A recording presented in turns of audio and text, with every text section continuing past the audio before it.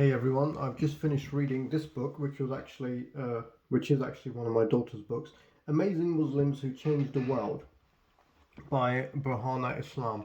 Um, I just picked it up and started reading because it was lying around and I had nothing else to read. It's absolutely incredible. 10 out of 10. It's a children's book, but I think adults should read it too. I think the best place to start with this is just to read you the introduction. The stories are for all students of, is this one? Blah, blah, blah, I'm not sure. Yes. So the author's note. These stories are for all the students I've ever taught. They're for my nieces, for my nephews, for my cousins and my siblings. They're for my family in Deen, wherever they may be. These stories are for you. Deen, in case you didn't know, is religion. They're for my families in religion or belief, wherever they may be. If at any point you feel lonely or left out or just completely lost, if you ever think the world works against you and that you don't belong anywhere, spread open these pages and find yourself in here. Despite what they tell you, Muslim history is rich and full of reminders. Know that we come from a long line of powerful leaders, great thinkers and skilled warriors. We are adventurers and explorers, we are teachers and learners, we are fighters and believers. We are so many things and we do not give up. We do not lose hope even when it's hard, even when there are those out there building walls instead of bridges, sowing hate instead of peace and spreading lies and deceit. We are unapologetically Muslim. We still make our mark on this world and we will do better. Remember that we come from greatness, we are capable of greatness, and we are greater than the stereotypes that bind us. So have faith, it does get better. Now, in the current context, being, let's say, politically, you've got somebody like Priti Patel in charge in the UK, who is rampantly racist and anti-Muslim. I mean, this is a woman who was caught trying to subvert UK taxpayer funds to the Israeli military under Theresa May's rule and asked to resign. And now she's back enacting some of the most racist laws this country has ever seen in the last century or so.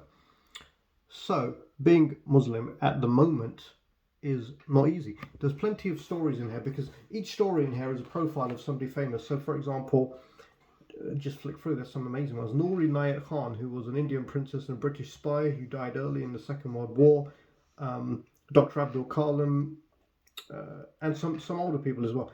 Al-Jahiz is a guy from 776 to 869 CE in Iraq. Iraq used to be the center of world education and knowledge, who was really the first to push the theory of evolution several hundred years before Darwin. Then you've got more recent figures in here, such as Ilan Omar. Now, Ilan Omar was a refugee who lived in a refugee camp until she was 12, then came to the US and discovered just how difficult it is in the US, even now, to be black, to be a Muslim, and to be a female. I mean, there is sexism everywhere. You know, it's a big problem. It's more of a problem in places like South Africa or India, where women are basically just, meat to be raped. Sorry to say that, but that seems the way it is.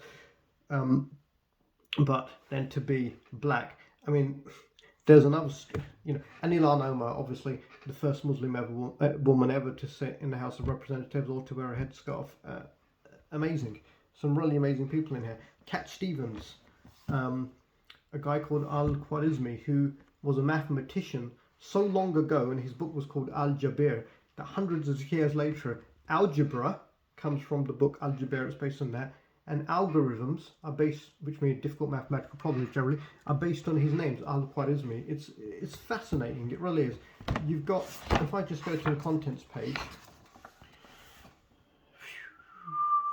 Mahershala Ali, the first ever black man to win an Oscar, I believe.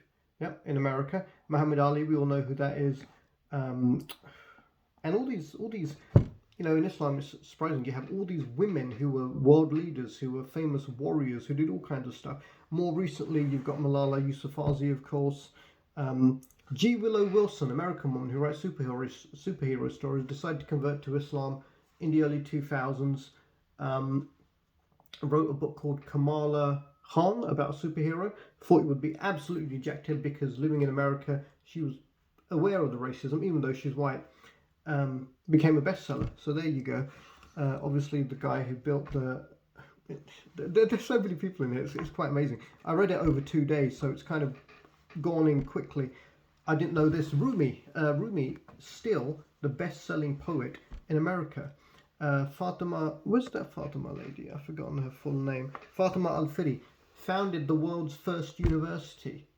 like 1,000 years ago in North Africa somewhere.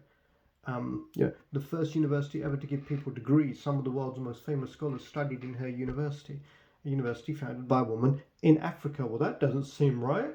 Yeah, you know where I'm going with this, right? Common racism, common. Isn't it fascinating how people's legacies are changed to fit the narrative of the people in power? Now, this isn't related to this book, but I'm just going back to Desmond Tutu, who rallied against Israel, Israel's anti-Palestinianism, I was going to say. You could call it anti-Semitism because Palestinians are Semites, yeah? Who rallied against Israel's basically ethnic cleansing, genocide, and stealing of land from the Palestinian people. He visited Israel, although they tried to refuse him entry, but he eventually got in. He went to Palestine and tried to, they refused to let him visit Gaza, so he eventually went in through Egypt. And he said it's a lot worse than anything that happened in Africa, in South Africa, a lot worse.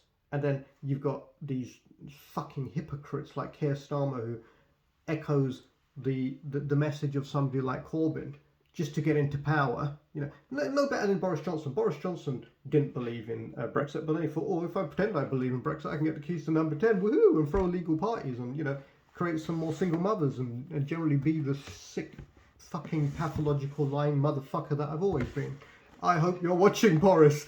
If Pretty's watching, I'll get arrested. Yeah, because she doesn't really care about law. And how can we have such untrustworthy people in government? Back to the book. Amazing book. 10 out of 10. I'm on a good run this year. I've had 2 10 out of 10s in a row. Malcolm X is in here. Muhammad Ali's in here. Willow Wilson, the woman who wrote Kamala Khan. Rumi. So many incredible stories. Really incredible stories. Ilan Omar, that story really shocked me. Here's an interesting fact. Ilan Omar became the first woman to ever wear a headscarf in US Congress. Her choice overturned a 181-year-old rule that banned headwear on the House floor. Palestinian woman, 21 years old, in a medical uniform, partaking in the Great March of Return, which was 2018. And just as there are Holocaust deniers, there are lots of Israeli Nakba deniers. The Nakba is basically when Israeli terrorists went in and forced Palestinians out of their homes in 1948. They've never been allowed to return. There are videos you can find of people laughing, Israelis laughing, waving flags, saying, here comes another Nakba and kill all the Arabs. But of course, they're not racist. And for me to say so probably makes me a terrorist. And going back to Keir Starmer, he is kicking out anybody who dares to discuss or criticise Israel. There's about 500 Labour MPs under investigation right now for anti-Semitism. Guess what? They're all Jewish. How does that make sense? You fucking morons. You racists. I love this book. I'm going to stop swearing. I think this is a very good book. And you should all read it. I need to go and calm down.